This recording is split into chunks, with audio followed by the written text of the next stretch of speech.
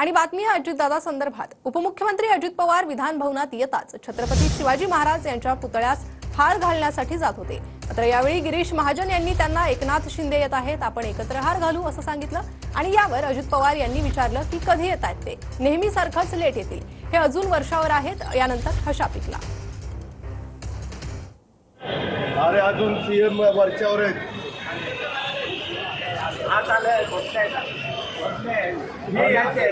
शिंदे साहेब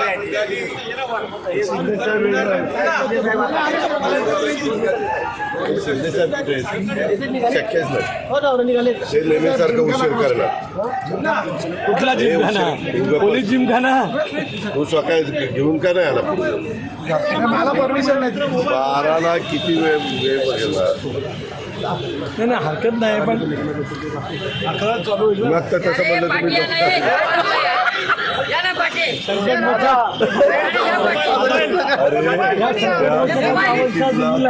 मला